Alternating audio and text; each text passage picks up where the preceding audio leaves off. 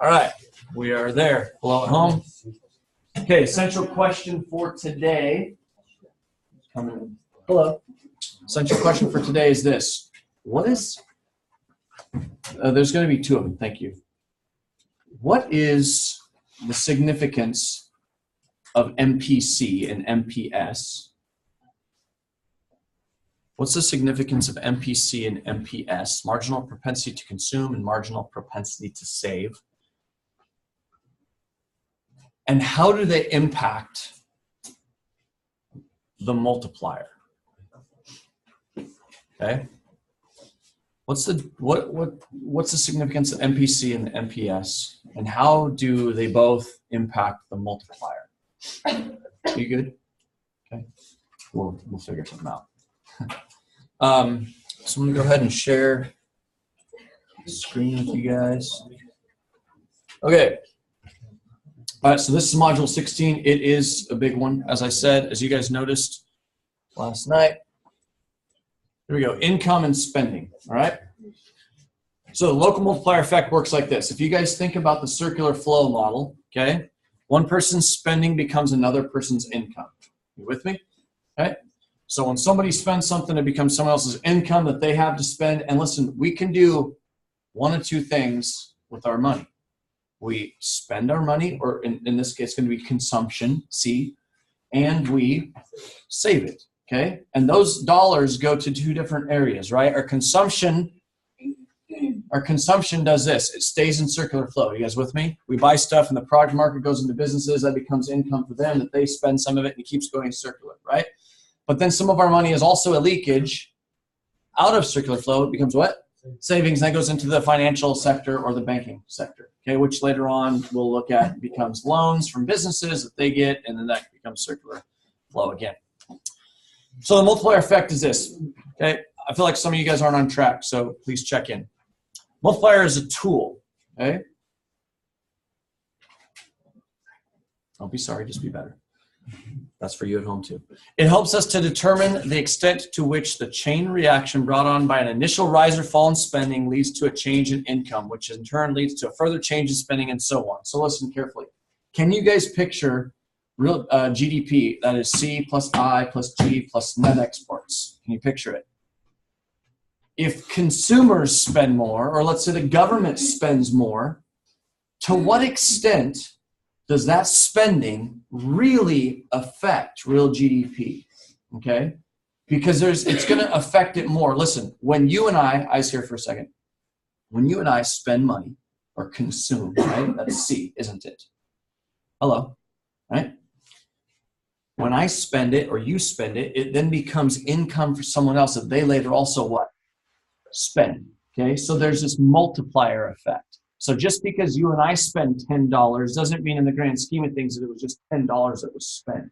It's going to, that $10 is going to be spent again. Some portion of it's going to be spent again, right? Because if I spend $10, let's say I have $20, and my marginal propensity to spend or consume is half of that. I'm going to spend $10. That $10 becomes somebody else's income, okay?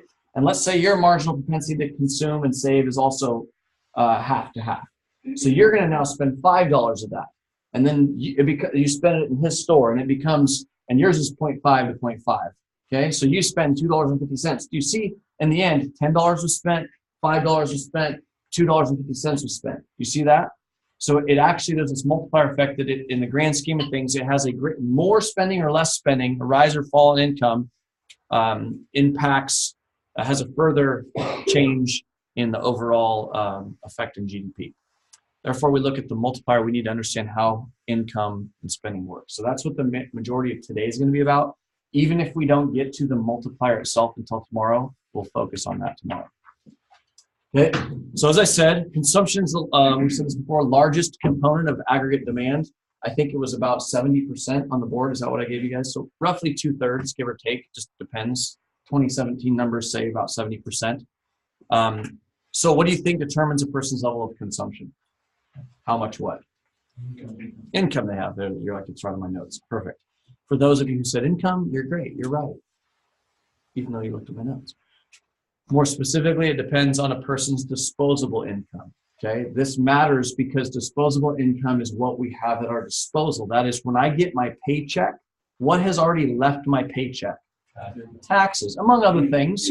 But what I have left over after taxes is what we call disposable income.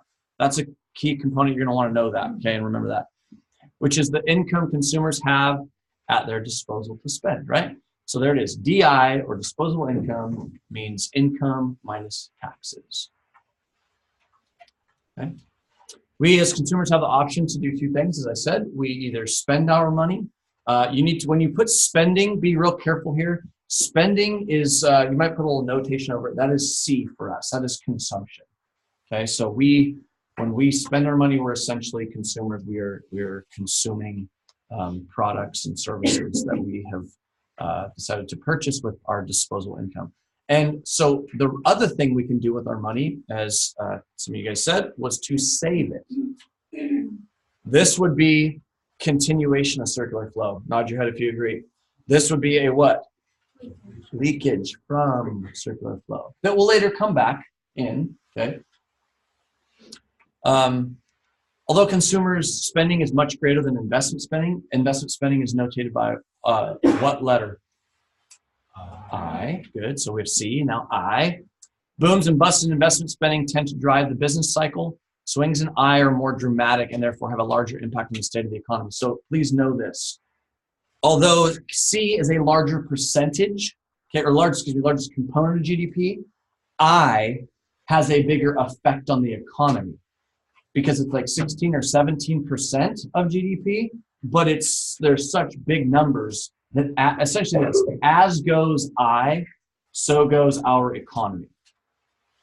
You with me? As goes I, so goes our economy. That again would be like my father-in-law's rock crushing equipment company. Okay? Planned investment spending is just that. It's what businesses plan on spending. Investment spending is influenced by these things: interest rates, which we'll spend a lot of time talking about, expected growth or decline, productivity and capacity, what they can or can't do, and increasing or decreasing inventories. Okay, unplanned inventory investment would be stuff that they end up building without having planned. So I equals unplanned plus planned investment spending. I is impacted by all of these things. So essentially, in this slide, we're just talking about, okay, here's how consumers spend and here's how businesses spend, kind of just separating the two so that we understand the difference. So here, be careful with this. When we talk about consumers, though, we're not spending and saving. Remember this. In this model, consumer spending is not investment. We will get to that later on. You and I buying stocks, bonds, mutual funds, right? Assets, that's investment, or investing for you and I as consumers. That is not what we're talking about. We're talking about C. Okay, only businesses are doing investment spending, which is buying equipment for buildings, production, what have you. So when we talk about households buying mutual funds or stock, that would be investing. That's not what we're talking about. Okay, investing, check this out. Eyes here, please. Investing would essentially be foregoing consumption today. If I have $10 and I decide to spend half of it or consume half of it, that's $5, and I could save half of it. One of the ways that we save is not just by putting money in a bank, but we also buy assets, correct? We buy stocks or bonds or mutual funds, what have you. Isn't that like saying I'm saving my money for later, or I am foregoing consumption now? Are you with me? So just make sure you make the distinction between investment spending with businesses and investing by you and I, which is essentially saving. Okay? Us investing is saving. It's not consuming. This is important to note because the term investment is used differently. That's clear at this point. So spending and saving, this is where it starts to get interesting. There's a little bit of algebra to consider today as well. First off, we're going to look at averages. And just so you know, we'll spend less time with the average propensities to consume and save, and spend, consume and save, than we will with the marginal propensity. Marginal analysis will have a bigger deal with what we're doing. So the proportion of our income that people spend is called average propensity to consume. Okay, it's simply our consumption divided by our disposable income. And that should be pretty clear to you. How much of our disposable income are we spending? Again, if I have $10 after taxes, okay, someone's calling me. 207 exactly. Hi, Karen.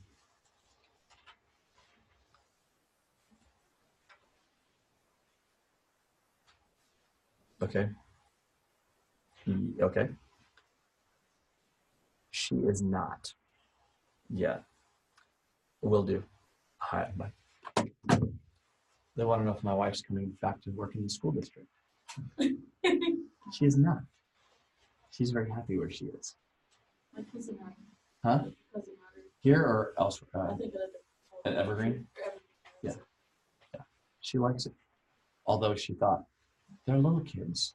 And now I'm counseling little kids. High schoolers, I counsel them for a while and help them, and they're gone and they start their life. She goes, I'm counseling maybe a first grader now, and I'll be with them through 8th grade. She goes, that's a long time to counsel the same issues. Like, well, your choice. Anyway, she's really, really happy. Plus, our kids are going to go, Vaughn goes to first grade there. So, no, she's not coming back. No, she's not coming back. It's all good. All right, so the average propensity to consume is simply the average of our disposable income that we consume or that we spend, okay? Because we have the option to spend or save, the average propensity to save would be just the opposite, right? The average of our disposable income that we actually save or put away, or essentially foregoing consumption. What's one way, other than just putting in a bank, what's one way we can save? Another way? Put in the bank, but also what? Put it on your mattress, yes, but how else? Invest, okay? Investing. Good. Because we only have two options. Listen, disposable income is consumption plus savings, and that equals 1. Okay, those two together. So it's essentially saying 1 or 100% of our disposable income is divided between, or is split between these two options. Proportion of income spent plus proportion of income that is saved. Now, this one, just so you guys are aware, marginal analysis is a pretty significant piece of economics. That is to say this. Margin, when you think of the word marginal, we think of adding or subtracting. How much more are we spending or saving, right, as we gain more disposable income? How much more? So remember, marginal means change in. Essentially, these are the percentages of our income that we're either going to spend or save. And I know this looks like a lot today, but I'm telling you, you're going to need to get this down. You're going to need to know this and understand this, okay? And we'll practice it tomorrow. So what's the relationship between MPC and MPS? Again, it's just 1. That is, if we have $1, okay, or 100% of our disposable income, what percent of that am I spending, and what percent of that am I saving? Okay, so if I said to you, I have 60%, my marginal propensity to consume is 60%.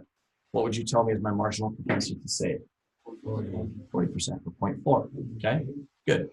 Okay, adding or subtracting an additional unit, okay, is simple marginal analysis, adding or subtracting. So in regards to spending, we use marginal propensity to consume and marginal propensity to save, which those two together equal 1. This is probably the basic part of this. And you'll need to get, we'll practice this tomorrow in regards to the multiplier itself and how this affects an economy. Okay, this slide's really critical, so definitely tune in if you have been tuned out at home. If you've been tuned out, this slide's important. This is a simple algebraic linear function, okay? And we're going to look at it in terms of consumption, all right? If you want to check back in, you can go back and watch this video. It's a good video on Khan Academy. But essentially, we have consumption here, our y-axis, right? Typically with algebra, we just say like f at x. X is our, I guess x would be our independent variable, where y would be our dependent variable. So in this case, consumption is our dependent variable, or y, or our disposable income, is our independent variable, okay? This isn't the y-axis, okay? I know that's a little, could throw you off, but simply look at this as you have your x and your y-axis. This time it's consumption and income. And so we have this consumption function here, or c at x, right? Or f at c, I should say. This, look at this right here. This is simply a y equals mx plus b situation, Okay, you have your, it's actually in this case, y equals b plus mx. They just flipped it. Are you with me? So we have our slope, or excuse me, we have our slope here, the slope, and this is going to be our y-intercept, in this case our consumption intercept, which is going to be our starting number. Okay, so I'm going to go to the whiteboard real quick. Stop share here. Click this on.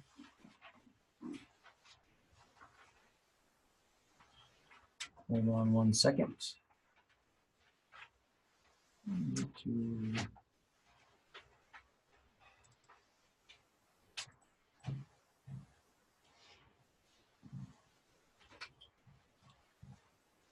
All right, come over to here.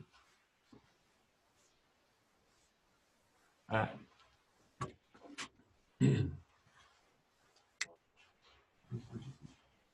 So let's say we had, okay, so we have disposable income here. We have consumption here. All right, and so we'll say this is F at C equals, and I'm going to flip it back to y equals mx plus b format. And just a reminder up here, so we got y equals mx plus b, just as a simple algebraic reminder. Nod your head if you're with me. Okay. So F at C. So let's just say our starting level of disposable income, okay? Starting level of disposable income is going to be, let's say, and you can do this as an economics scale, or you could do it as, you know, individual. Let's say we started at $500, okay? Excuse me. Disposable income is starting at 0, okay? And our consumption is 500. Okay, assuming we're consuming something, even if we weren't making any money, our consumption is at 500. I said that backwards, apologize. Okay, and now let's say we have a, so we have, this is $500, right, our y-intercept. And let's say our marginal propensity to consume, which we're going to get to in a second, which is this. Okay, our MPC is, what percentage of our income are we consuming or spending? 60. Okay, so equals 0.6. Okay, so we're going to see 0.6 x. So what is the slope of this line going to be? 6. Okay. Okay, so it's going to be C equals, or F at C equals 0.6 x plus 500. And we could go through and plot this, and we could say disposable income. If we said disposable income was some number like 1,000, we could plug that in, right? Plug that in for here, multiply it out, and then that would be 1,000 and something. We get another point here. You guys with me? And we could draw this. So basically, we're just saying that this is a linear representation of our consumption. That is, and listen, can't we say that the steepness of this, or the slope of this, as we consume, check it out, as we consume, as our marginal propensity to consume increases, let's say, nope, it's not 0.6 now. Let's say it was 0.9. That is to say, we are consuming 90% of our income, right? What would happen to this? Would it get flatter or steeper? Steeper. It would look more like this. You guys with me? So I would suggest this. This is a very simplified, and you see this in this Khan Academy video if you were to watch it, very simplified version of the marginal propensity to consume and our consumption function. But I think in reality, if we're just thinking about me and most people, if you do this in terms of a time frame, a linear time frame, we spend more of our money early in the month. Would you agree? Like I pay my mortgage, pay my kids, school stuff. All this stuff happens. My grocery, all this stuff happens. So we could say it probably looks more like this.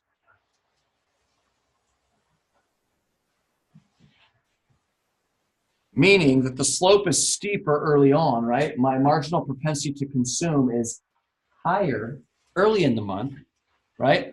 And then as time goes on, it starts to flatten out, right?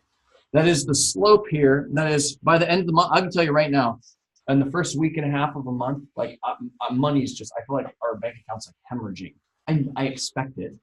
It's like, I know the money's gonna leave. I know we pay our mortgage. I know we pay our car payment. I know we do all these things in big chunks. And so it gets spent quickly. and then it flattens out. But I know, well, I told my wife this all the time, we don't have a lot of money left for this month. She goes, it's only the 10th. What are we going to do? I'm like, well, in my head, I'm just kind of doing like a Jedi mind trick on both of us, meaning that I know we don't have big things to spend. There's plenty of money to get through the month. Does that make sense? But I know that it's more for, that's a disposable income, and we can spend. You and I were just talking about earlier, right? We can spend, but to the extent that we don't spend all that left over, then I also can what? Save it at the end of the month, okay? So as this gets flatter, assuming I haven't gotten rid of all my money, as this gets flatter, my marginal propensity to consume up here is maybe like 0.2 now. Well, that's great. It doesn't mean I'm saving 80% of my income. It means I'm saving 80% of my disposable income I have left over in the end of the month, right? Because I mean, at the end of the month, it's like, oh, there's a couple grand. It's like 8 days till we get paid, a couple grand left. Like, my wife sees that, she's gonna go shopping. She's gonna, don't watch this video. She's gonna go to coffee. You know, it's like, well, and oh, we're doing fine. So, but then again, if you can delay consumption or forego consumption now, it translates to savings. So again, your marginal propensity to consume is the slope of your consumption function. You guys with me? Okay. Unshare this slide here.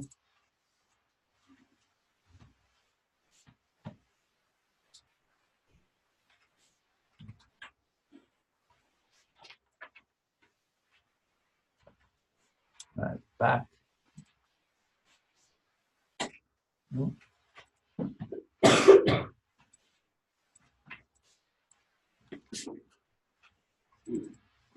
All right, let's continue on for about 8 minutes. We're definitely not going to get through all this today. That's okay.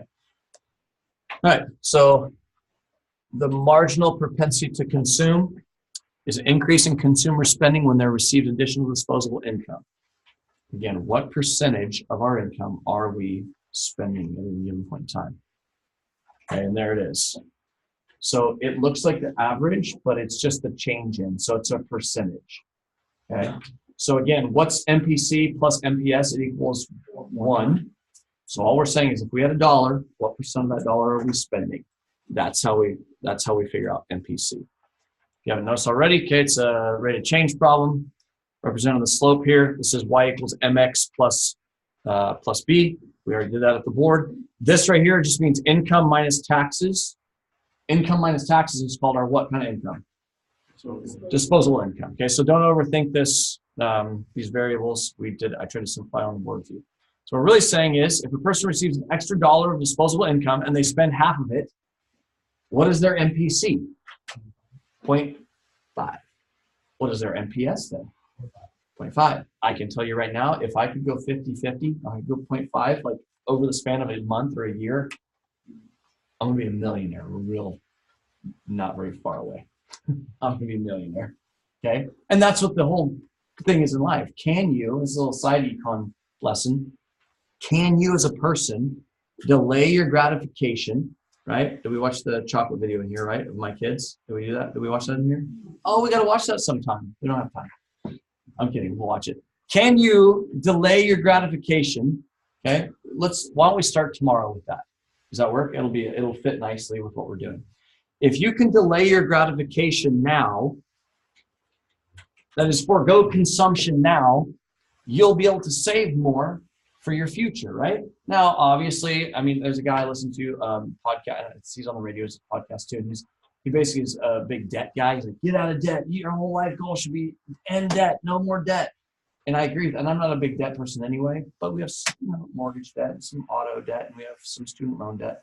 And he's basically say it like this: you shouldn't even see the inside of a restaurant until you're debt free. And I'm like, yeah, dude, I'm also trying to stay married. Take my wife on a date once in a while. You know what I mean? Like, no, you cannot buy. No, she can't go to coffee for $4.75. Well, yeah, I'm trying to stay married. So I understand the concept, but can we forego our consumption now to save for the future? Okay, and to the extent that we can, that represents our relative percentages of our consumption versus our savings, MPC and MPS. So note that the APC is different from MPC, right? It's an average versus essentially a rate of or a marginal change in. MPC is the rate of change in consumption. That's why you see this function the way you do. And it would get steeper if MPC was more significant, and it would get flatter if MPC was less significant. That's why I showed it to you in a curved or parabolic format on the board. Okay. Shifts of the consumption function. Okay. Take a look at these shifters here. Expectations, wealth, price level, interest rate, stock of durable goods. These things would shift the consumption function. If we expect things to be good, we might spend more. If we have more money, wouldn't it increase or shift our consumption, right? Okay, so just be aware of these shifters. We have how much time? 2-3 minutes. Let's keep going. Check in. Marginal propensity to save is just the opposite because consumers normally spend part of it, but not all of it. Additional dollars of disposable income are called marginal, are saving dollars, okay? Additional disposable income that is not spent is saved, as we talked about, and it's just the same way. It makes it easy if marginal propensity to consume is 0.5 because propensity to save is also 0.5. But typically, what would you say? Do you think MPC for people is higher or MPS is higher? MPC is certainly higher. Now, the richer you are, I mean, obviously, if you're big time money, thousands and thousands, or a millionaire, right? Doesn't mean that their life doesn't cost more. They make more money, so they spend more money. But I think in the end, unless you're, what's that? It's like in the end, it's like you can't almost possibly spend all that money in a given month. If you're just a normal person playing around the house eating food, it's like you don't. I mean, if they go on lavish vacations, they're in big houses and things generally cost more. But I think this curved or parabolic function that I showed you is more a reality for people like that. It's not typically, check in, it's not typically linear like I showed you, okay? Because over time, our propensity to consume and save changes. If a consumer receives an additional dollar, how much of that extra dollar are they going to save? Why don't we do this? Why don't we start off tomorrow with story time? Actually, let's start off tomorrow with 2 videos. Chocolate, you guys good with that? Delaying gratification, and then we'll do story time, and then we'll do some practice. Good. No module tonight. Signing out. Hold on, let me exit my video here. Oh.